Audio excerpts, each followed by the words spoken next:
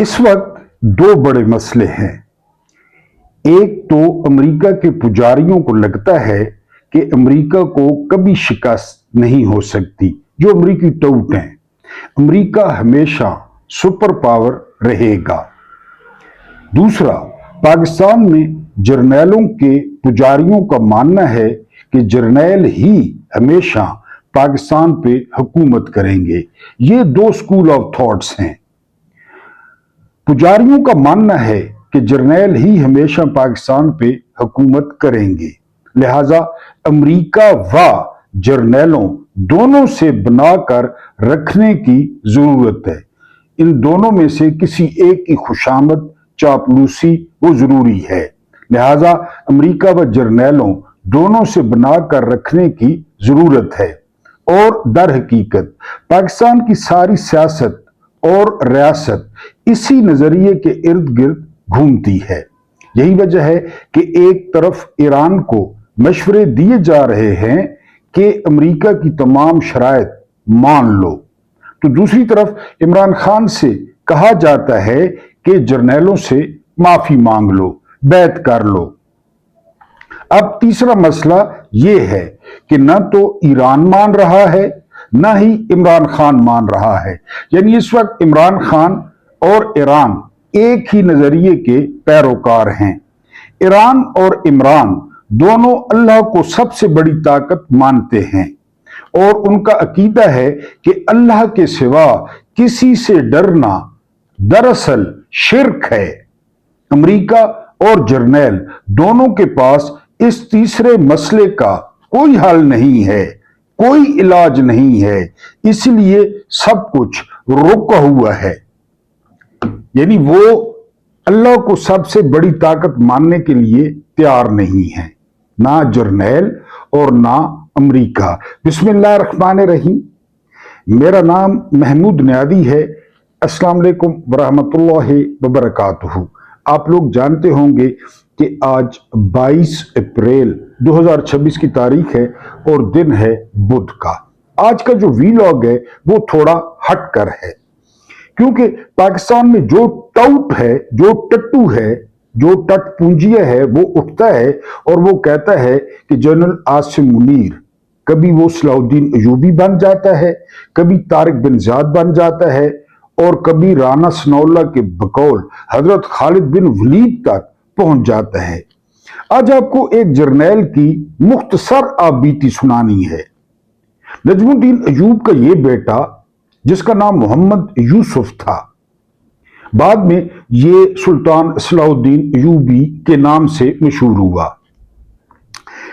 ये शख्स बड़ा अजीब था। एक तो इसका जिस्म जर्नैलों वाला नहीं था। ये शिया खलीफा का वजीर था और पूरे सुन्नी लश्कर का जर्नैल था। अब आप अंदाजा कर लें कि इसकी क्या पोजीशन थी। ये मेरे पास किताब है, हेराल्ड विलियम भी पढ़ते हैं और हेराल्ड विलियम भी पढ़ते हैं। ये क्रिश्चियन है, बहुत बड़ा मुर्रिख है।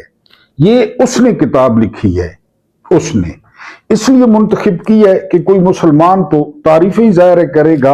ये एक क्रिश्चियन की लिखी हुई किताब है। इसमें थोड़ा सा इब्तदाई हिस्सा, थोड़ा सा आखिरी हिस्सा और थोड़ा सा दरमियान वाला हिस्सा, वरना किताब आप देख रहे हैं ये तो फिर साल लग जाएगा, ये सारी खूबियां खामियां अयूबी की। लेकिन मैं जो क्रंच है, जर्नैल कैसा होता है, जर्नैल कैसे लड़ते हैं, उनका लाइफस्टाइल क्या होता है, मरते हुए उनकी हालत क्या होती है, ये आपके सामने जो है वो मैंने रखना है हेराल्ड विलियम को, कि वो क्या कहते हैं इस अजीम शख्स के बारे में। सबसे पहले उनकी हेडिंग है सलाउद्दीन की मुल्की सियासत में आमद। ये पहली हेडिंग है। सलाउद्दीन उस वक्त बरसरे इक्तदार आया जब मशरिक़े औस्त की सियासत गैर मामूली तौर पर तब्दील हो रही थी। उसे सख्त कठिन काम दरपेश था। एक तरफ वो शिया खलीफा का वजीर था, तो दूसरी तरफ दमिश्क की मुकम्मल सुन्नी उल अकीदा फौज का जर्नैल था, सिपह सालार था। मुल्क अंदरूनी शोरशों और बैरूनी खतरों से दो चार था। अमन की बहाली के लिए मुफसिद और साजिशी अनासिर के इंसदाद के अलावा उसे यरूशलेम के कोहना मुश्क जंगजू हुक्मरान के हमले का खतरा भी हर वक्त लाक रहता था। एक तो अंदरूनी बिगाड़ और दूसरा बाहर से हमला। चंद अमीर इस गुमनाम नौजवान की सियासत को गवारा न कर सके और आतिश हसद से जलकर अपने लश्करों समेत अलहदा हो गए कि हमें इस नौजवान की क़यादत कबूल नहीं। बाकी मानदा अमीर मुंतजिर थे कि कब नूरुद्दीन जंगी इसकी जगह किसी और को नामजद करता है, क्योंकि ये बहुत कम उम्र है। लेकिन सलाहुद्दीन निहायत सब्र सुकून से इन परेशान कुन हालात का मुकाबला करता रहा। बिलाखिर वो कामयाब हुआ और उसने अपने अजीम शान यूरोपी हम असर हुक्मरानों यानी फ्रेडरिक बारबरोसा और रिचर्ड शेरदिल से भी ज्यादा नामवरी और शोहरत हासिल की। इसकी तबीयत में जो ठहराव था वो तारीख में नापैद है कि इतना ठहराव, इतना ठंडा होना वो किसी शख्सियत के बस की बात नहीं थी। सलाहुद्दीन अयूबी के आबाओ अजदाद, ये हेराल्ड विलियम क्या लिखते हैं, इब्तिदाई से वो मुतहम्मिल और मुस्तकिल मिजाज था। उसके आबाओ अजदाद कुर्द थे। कुर्दिस्तान के कोहिस्तानी इलाकों में शेख कबीले की सियासत मुसल्लम थी, एस्टेब्लिश्ड थी। स्कॉटलैंड के कोहिस्तानी कबाइल की तरह इस जमाने के कुर्द भी दो ज़ाब्तों के पाबंद थे। दो कानूनों की वो पैरवी करते। पहला कानून यानी तलवार और अतात अमीर का ज़ाब्ता, एक तलवार और दूसरा अमीर की अतात।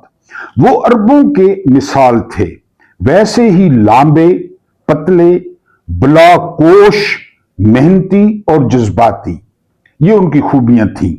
उनके अखलाक में कदीम यूनानी बुजुर्गों के शरीफाना अमल की झलक नजर आती थी। उनका कौल उनकी जमानत था, उनकी जुबान। उनके नमक खारान की तलवार की जद से मामून रहते। अमन जो उनकी अमान में आ जाते वो सारी उम्र अमन में रहते। कुर्द फितरतन जंगजू और मजहबन एक मुसलमान थे। लेकिन ये अजीब बात है कि इस गर्द को महज जंग आजमाई से कोई रगबत न थी। इस कुर्द को, सॉरी नजर का मसला है ना, इस कुर्द को यानी अयूबी को जंग आजमाई से कोई रगबत न थी। उससे महज लड़ने के लिए लड़ना गवारा था, लड़ने के लिए लड़ना। वैसे लड़ाई हो रही है ना तो चले ठीक है, वो भी लड़ पड़ता। मसरूफियात और मशागिल, इस बुखार ज़दा लागिर इंसान में इतनी कुव्वत न थी कि जंग को तफरी बना सके। एक तो शुरू से बीमार, लागिर, कमजोर, बांस की तरह लांबा, और ये जंग को तफरी नहीं समझता था कि ये कोई तफरी है या लुत्फानंदोज होता। वो तबन अमन पसंद और सुलह परवर था। उसे जंगो जदल और लड़ाई झगड़ों से नफरत थी। वो बाइखलाक, बाहया और इंतहाई खामोश तबा इंसान था। उसे उम्दा घोड़े, नफीस शराब और आला किताबें पसंद थी। वो चौगान का बहुत अच्छा खिलाड़ी था। चौगान, पोलो, आज के दौर में जो पोलो है उस वक्त चौगान होती थी घोड़ों पे। और मुताला व फरागत को एजाज व अलकाब पर तरजीह देता था कि मुझे कोई लकब न मिले, मुझे कोई एजाज न मिले, बस दो चीजें, एक मुताला और एक फारिग रहना। वो मिस्र जाने पर आमादा न था। खुदा की कसम, अगर मुझे मिस्र का ताज व तख्त भी पेश किया जाए तो मैं नहीं जाऊंगा, ये वो कहता था। मैं इन मसाइब को कैसे भूल जाऊं जो मैंने सिकंदरिया में झीले थे। लेकिन उसे सुल्तान नूरुद्दीन जंगी के फरमान पर सर तस्लीम खम करना पड़ा। ये वही नौजवान सिपह सालार था जिसने एक दफा शेर को के हुक्म से शेर को चचा था, इससे पहले जंगी का जर्नैल था। उसके हुक्म से मसीही मुहासिरीन के खिलाफ सिकंदरिया की 2.5 महीने तक दिलेराना मुदाफियत की थी, दिफा किया था सिकंदरिया का। उसकी आमद पर यह अफवाह मशहूर हो गई कि सलीबी सिपाही भी उसकी आने पर खुश हैं। वो उसके बहुत कदरशनास थे। उसमें ऐसी खूबियां थी कि उसके दुश्मन उसके बहुत कदरशनास थे। सलाउद्दीन अयूबी के इब्तदाई हालात से ज्यादा वाकफियत नहीं है, ये हैरोल्ड विलियम लिख रहे हैं। उसकी जिंदगी का अंदाज जाहिदों और आलमों का सा था, इबादत गुजार और आलिम, जिसमें कोई सिपाहियाना शान न थी। लेकिन उसके बावजूद दुनियाए इस्लाम के हुक्मरान उसे इज्जत व एहतराम की नजरों से देखते और फौज बिला चू चरा उसकी क्यादत तस्लीम करती। उसने साबित कर दिया कि वाकई वो आला सिफात का कायद है। जब काहिरा के शोरश पसंद अनासिर ने फसाद बर्पा किया तो उसने शोरश के सरगुनों को, सरदारों को जो फसाद बर्पा कर रहे थे, बेदरेग तख्ते दार पर लटका दिया और इस तरह पूरे काहिरा में अमन कायम कर दिया। यानी उसने फांसी पे लटका दिया उनको। जी, सलाउद्दीन इस तमाम गहमा गहमी और हंगामे से हमेशा बेताल्लुक रहा। उसने फातमी उमरा के बजाय अपने अमीर मुकर्रर किए। सलाउद्दीन मस्जिद के नजदीक एक छोटे से घर में रहता। उसने शहर में एक गिरां कदर लाइब्रेरी बना रखी थी जिसमें 1,20,000 किताबें थीं। अंदाजा करें, 1,20,000 किताबें। मामूलात जिंदगी में जबरदस्त तब्दीली। अचानक ऐसा हुआ कि उसने शराब नोशी तर्क कर दी और सादगी व सख्त कोशी की जिंदगी अख्तियार कर ली। वो तुलुए सहर से पहले बेदार हो जाता और वुजू करके नमाज अदा करता। उसके बाद खुद्दाम उसकी सलामी के लिए हाजिर होते जो खादिम थे। वो ताजा पानी से धुला हुआ थोड़ा सा फल नाश्ते के तौर पर खाता, फिर जिरा पहनकर लश्कर का मुआयना करता और सालारों की रिपोर्टें, उलमा और सुदागरों की शिकायत सुनता।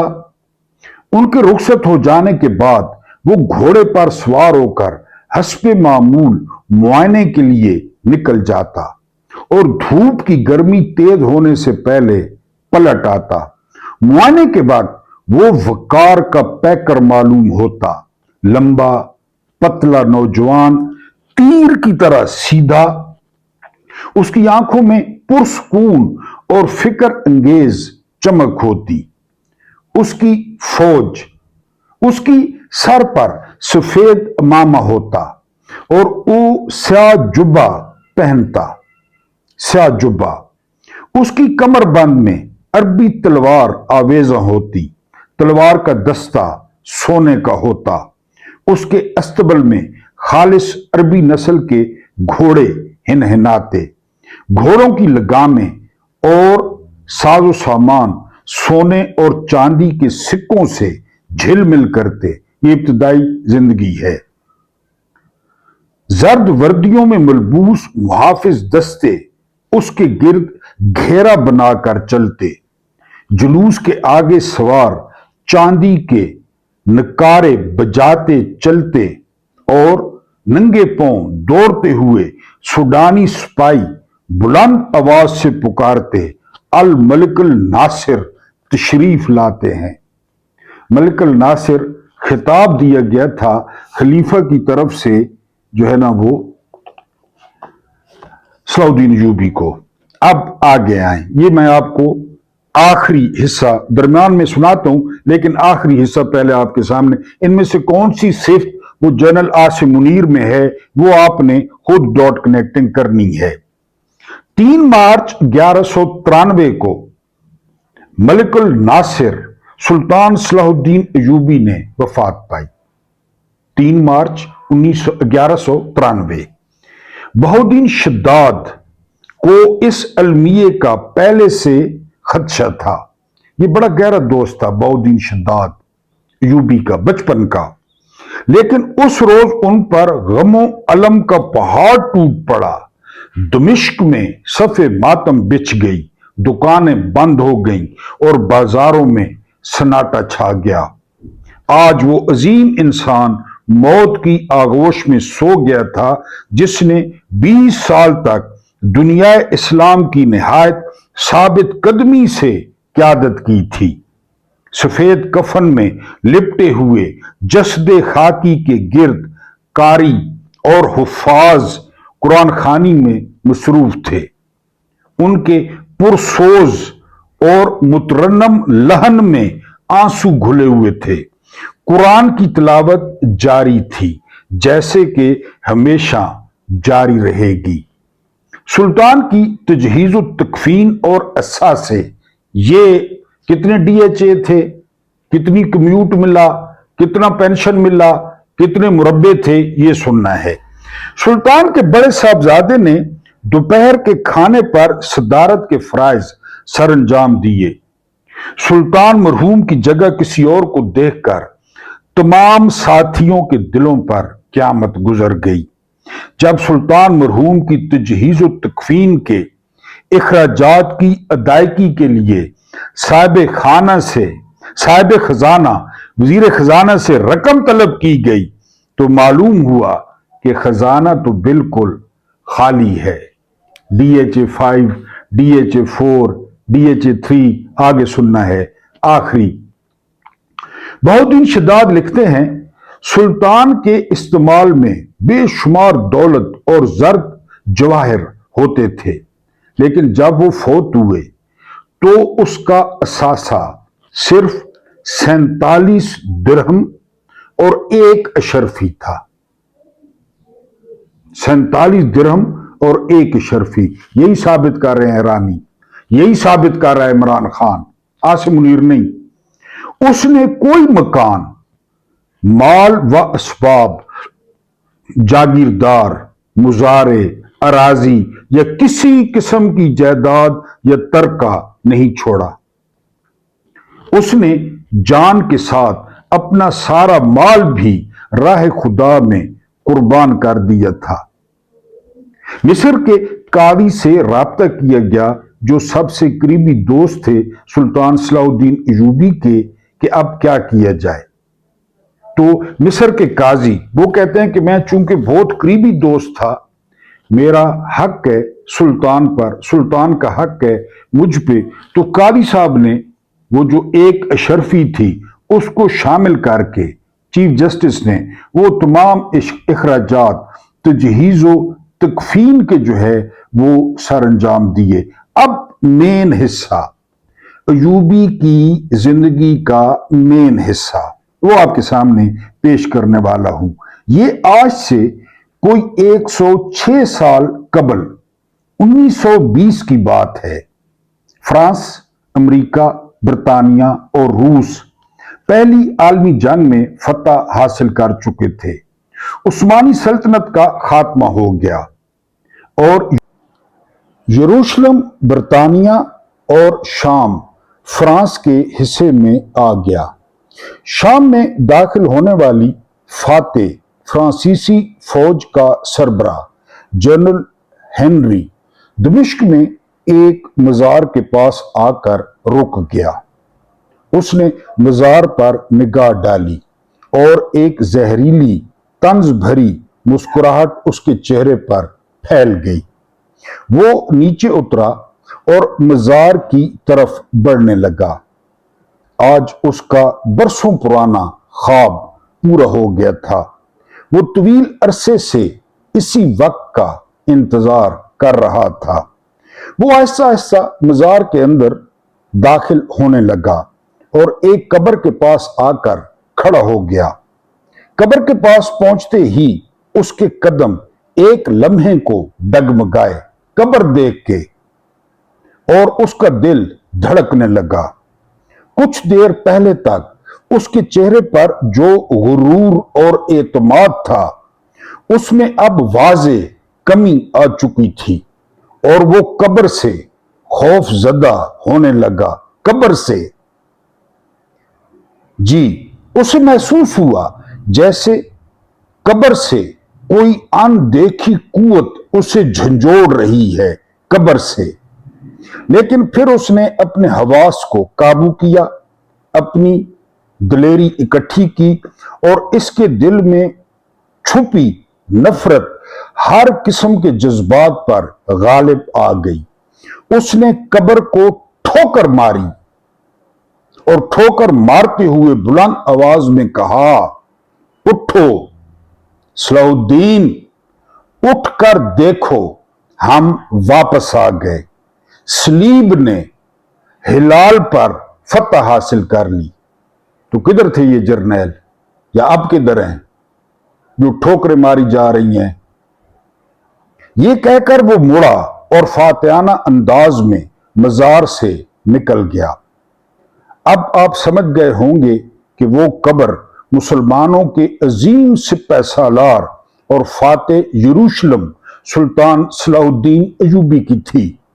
और फ्रांसीसी जनरल दरअसल सलाहुद्दीन अयूबी से सलीबियों की शर्मनाक शिकस्त का बदला लेने का ऐलान कर रहा था, कब्र से, अयूबी से नहीं, कब्र से।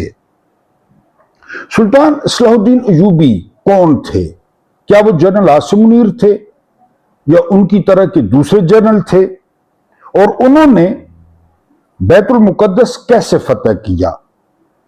तो आइए आज इस वीडियो में इस कहानी पर एक नजर डालते हैं। सलाहुद्दीन नस्ल के एतबार से कुर्द थे, मैं पहले बता चुका हूं, और 1138 में तकरीत में पैदा हुए इराक में, जो आज इराक में शामिल है। उनके वालिद का नाम नजमुद्दीन अयूब था और इसी निस्बत से वो अयूबी कहलाए। इब्तिदा में वो इस्लामी तारीख के मशहूर हुक्मरान सुल्तान नूरुद्दीन मोहम्मद जंगी की फौज में शामिल थे। मिस्र को फतह करने वाली फौज में सलाहुद्दीन अयूबी भी शामिल थे और इसी लश्कर के सिपह सालार शेर कोह सुल्तान सलाहुद्दीन अयूबी के चचा थे। नूरुद्दीन जंगी वही बादशाह थे जिन्हें मुबैना तौर पे ख्वाब में रिसालत माब सल्लल्लाहु अलैहि वसल्लम की ज़ियारत हुई थी। वो वाकया कुछ यूं है कि एक रात नूरुद्दीन जंगी को ख्वाब में रसूल अकरम सल्लल्लाहु अलैहि वसल्लम की ज़ियारत हुई। रसूलुल्लाह सल्लल्लाहु अलैहि वसल्लम ने दो लोगों की तरफ इशारा करके फरमाया, नूरुद्दीन, ये दोनों मुझे तकलीफ दे रहे हैं। नूरुद्दीन जंगी ख्वाब से बेदार हुए तो पसीने में शराबूर थे। उनका दिल जोर जोर से धड़क रहा था। उन्होंने वुजू किया, नवाफिल अदा किए और फिर सो गए। ये ख्वाब उन्हें मुसलसल 3 मर्तबा दिखाया गया। नूरुद्दीन समझ गए कि ये ख्वाब एक इशारा है। यकीनन मदीना में कोई साजिश हो रही है, कुछ गड़बड़ है। उन्होंने फौरन अपनी फौज को साथ लिया और मदीना की तरफ रवाना हो गए। बाज किताबों में है कि चीदा चीदा सालार साथ लिए। 2 हफ्ते बाद वो मदीना पहुंचे और ऐलान कराया कि सुल्तान मदीना आए हैं और तमाम अहले मदीना की दावत करना चाहते हैं। शाम को तमाम लोग जमा हो गए। नूरुद्दीन मजमे में घूमते रहे, मगर वो 2 लोग जो ख्वाब में दिखाए गए थे वो कहीं नजर ना आए। उन्होंने पूछा, क्या सब लोग आ गए हैं? लोगों ने जवाब दिया, जी हां, सिवाय 2 दरवेशों के जो हमेशा रोज़ा रसूल सल्लल्लाहु अलैहि वसल्लम के पास इबादत करते हैं। नूरुद्दीन फौरन रोज़ा रसूल सल्लल्लाहु अलैहि वसल्लम की तरफ गए। वहां दो लोग बड़ी चटाई बिछाकर तस्बीह पढ़ रहे थे। नूरुद्दीन के होश उड़ गए। ये वही चेहरे थे जो ख्वाब में दिखाए गए थे। उन्होंने चटाई उठाने का हुक्म दिया। जब चटाई उठाई गई तो नीचे एक सुरंग निकली जो रोज़ा रसूल सल्लल्लाहु अलैहि वसल्लम की करीब जा रही थी। तहकीक पर मालूम हुआ कि वो दोनों जासूस थे जिन्हें एक ईसाई बादशाह ने भेजा था ताकि नऊजुबिल्लाह रिसालत माब सल्लल्लाहु अलैहि वसल्लम का जस्द मुबारक चुरा सकें। नूरुद्दीन ने फौरन उन्हें कत्ल करवाया और कब्र मुबारक के इर्द गिर्द पिघला हुआ सीसा डालकर मजबूत हिफाजती दीवार बनवा दी। जी, और कब्र मुबारक के गिर्द पिघला हुआ सीसा डालकर एक मजबूत हिफाजती हिसार कायम कर दिया। नूरुद्दीन जंगी की जिंदगी का सबसे बड़ा मिशन सलीबियों से फलस्तीन को वापस लेना था, फलस्तीनी पीस बोर्ड में शामिल होना नहीं। ये उनका बहुत बड़ा ख्वाब था और वो चाहते थे कि ये ख्वाब उनकी जिंदगी में ही पूरा हो जाए। उन्होंने एक अजीम शान मिंबर तैयार करवाया और वसीयत की कि उसे बैतुल मुकद्दस की फतह के बाद मस्जिद अक्सा में रखा जाए। और उस वक्त के सबसे मशहूर दरवेश उमर मेला ने ये मिंबर तैयार किया था। उन्होंने मदारस में बच्चों को तालीम के साथ साथ फलस्तीन की अहमियत बताने का भी हुक्म दिया। यूं मुसलमानों के अंदर यरूशलेम को वापस हासिल करने का जज्बा बेदार होने लगा। सलाहुद्दीन अय्यूबी भी एक मकतब में जेर तालीम थे और फलस्तीन की फतह उनका भी ख्वाब बन गई। वो नूरुद्दीन जंगी की फौज में शामिल हो गए और अपनी बहादुरी और जंगी हिकमत अमली से सुल्तान के बहुत करीब हो गए। मिस्र की फतह के बाद 26 मार्च 1169 को उन्हें मिस्र का हाकिम मुकर्रर किया गया। इसी जमाने में उन्होंने यमन भी फतह कर लिया। सुल्तान नूरुद्दीन जंगी के इंतकाल के बाद उनके जानशीन के मसले पर झगड़ा खड़ा हो गया। उनका 11 साल बेटा मलिकुल साले तख्त पर तो बैठ गया मगर उसके कत्ल की साजिशें शुरू हो गईं। गवर्नर खुद बादशाह बनने के ख्वाब देखने लगे। बगावतों का एक नया सिलसिला शुरू हो गया। वो सल्तनत जिसने फलस्तीन की फतह का ख्वाब देखा था खुद तबाही के दहाने पर खड़ी हो गई। मुसलमान आपस में लड़ने लगे और सलीबियों ने इस मौके को गनीमत जानकर हमले की तैयारी शुरू कर दी। यरूशलेम के ईसाई हुक्मरान ने शाम के अहम शहरों का मुहासरा करने की मंसूबा बंदी शुरू कर दी। ये एक निहायत नाजुक वक्त था।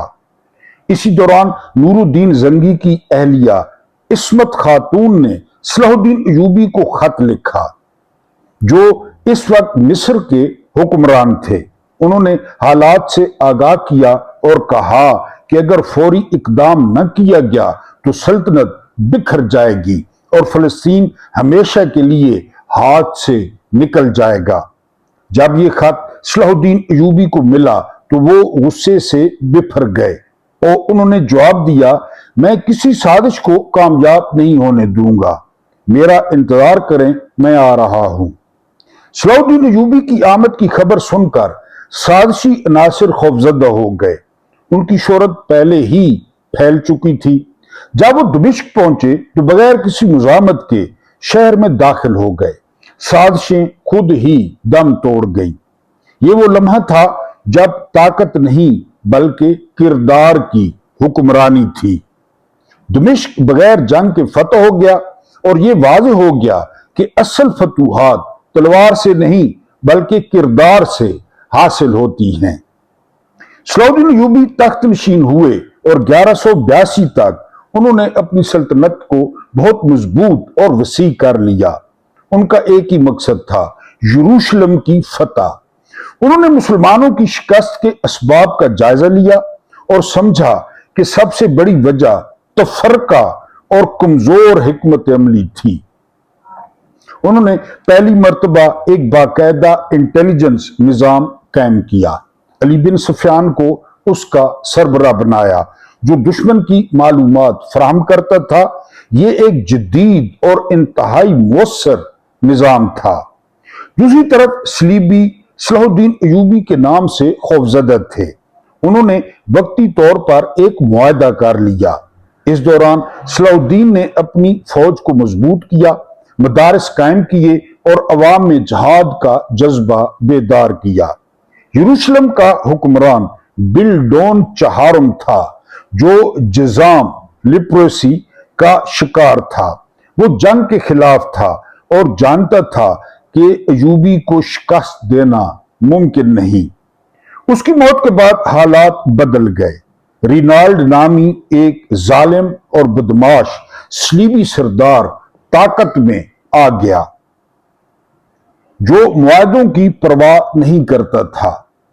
1186 میں اس نے مسلمانوں کے حاجیوں کے قافلے پر حملہ کیا، قتل و غارت کی اور خواتین کے ساتھ بدسلوکی کی۔ انہی قیدیوں میں صلاح الدین کی بہنیں بھی شامل تھیں۔ یہ خبر سن کر صلاح الدین کا غصہ انتہا کو پہنچ گیا۔ انہوں نے رینالڈ کو پیغام بھیجا کہ قیدی رہا کرے، مگر اس نے گستاخی کی۔ تب صلاح الدین نے کہا، وہ میرے نبی صلی اللہ علیہ وآلہ وسلم کی شان میں گستاخی کرتا ہے، اس کا حساب میں لوں گا۔ پھر 1187 میں جنگ حطین ہوئی۔ صلاح الدین نے حکمت عملی سے پانی کے ذخائر پر قبضہ کر لیا۔ شدید گرمی اور پیاس نے صلیبی فوج کو کمزور کر دیا۔ جنگ میں صلیبی شکست کھا گئے۔ رینالڈ اور بادشاہ کو قیدی بنا لیا گیا۔ صلاح الدین نے بادشاہ کو تو معاف کر دیا، مگر رینالڈ جس نے گستاخی کی تھی اس کو سزا دی گئی اور اسے اپنے ہاتھ سے ایوبی نے قتل کیا۔ اب راستہ بیت المقدس کے لیے صاف ہو چکا تھا۔ صلاح الدین نے یروشلم کا محاصرہ کر لیا۔ کئی دنوں کی کوشش کے بعد ایک کمزور دیوار کا پتہ چلا جسے گرا کر فوج شہر میں داخل ہو گئی۔ شہر کے عیسائی کمانڈر ہیلن نے ہتھیار ڈالنے کا فیصلہ کیا، مگر شرط رکھی کہ سب کو امان دی جائے۔ صلاح الدین نے وعدہ کیا کہ میں کسی مرد، عورت یا بچے کو نقصان نہیں پہنچاؤں گا، جبکہ صلیبیوں نے پہلے مسلمانوں کے ساتھ انتہائی ظلم کیا تھا۔ صلاح الدین نے کہا، یہی فرق ہے ہم میں اور ان میں۔ یوں تقریباً 550 سال بعد بیت المقدس دوبارہ مسلمانوں کے قبضے میں آ گیا۔ غزہ پیس بورڈ میں شامل نہیں ہوا ایوبی۔ ٹرمپ اور نیتن یاہو کا سہولت کار نہیں بنا۔ بعد میں انگلینڈ کے بادشاہ رچرڈ شیردل نے اسے واپس لینے کی کوشش کی مگر ناکام رہا۔ وہ خود بھی صلاح الدین کے کردار سے بہت متاثر تھا، یہاں تک کہ جب وہ بیمار ہوا تو صلاح الدین ایوبی نے اپنے خاص طبیب اس کے علاج کے لیے بھیجے۔ یہی وجہ ہے کہ مسلم اور مغربی مورخین دونوں سلطان صلاح الدین ایوبی کو ایک عظیم لیڈر مانتے ہیں۔ 1193 میں سلطان صلاح الدین ایوبی کا انتقال ہو گیا۔ اس کے بعد تقریباً 750 سال تک فلسطین مسلمانوں کے پاس رہا۔ پھر پہلی جنگ عظیم کے بعد برطانیہ نے اسے اپنے قبضے میں لے لیا۔ پھر پہلی عالمی جنگ کے بعد فلسطین مسلمانوں کے ہاتھ سے نکل گیا اور برطانیہ نے بلفور ڈکلیریشن کے ذریعے فلسطین یہودیوں کو دے دیا، جہاں آج اسرائیل کی ریاست قائم ہے۔ میں نے اس ویڈیو کی ابتدا سلطان صلاح الدین ایوبی کے مزار پر کھڑے فرانسیسی جنرل کے الفاظ سے کی تھی، اور آج یہی الفاظ صہیونی مسلمانوں کو चैलेंज कर रहे हैं। क्या मुसलमानों में एक और सलाहुद्दीन अयूबी पैदा होगा? अब ये फर्क है इन दुनियादार जर्नैलों और अयूबी के दरमियान, ईरान और अमेरिका के दरमियान, ईरान और इजराइल के दरमियान। बहरहाल आप लोगों ने वीडियो पे कमेंट्स लाजमी करने हैं कि आपको ये वीडियो कैसी लगी, आपके इल्म में इजाफा हुआ या नहीं हुआ। अल्लाह पाक आपको आसानियां अता फरमाए, आसानियां बांटने की तौफीक अता फरमाए। मेरा रब करीम आपके और मेरे मरहुमीन की मगफरत फरमाए, उनके साथ अदल का नहीं रहम का और एहसान का मुआमला फरमाए। मुझे बर्दाश्त करने का बहुत बहुत शुक्रिया।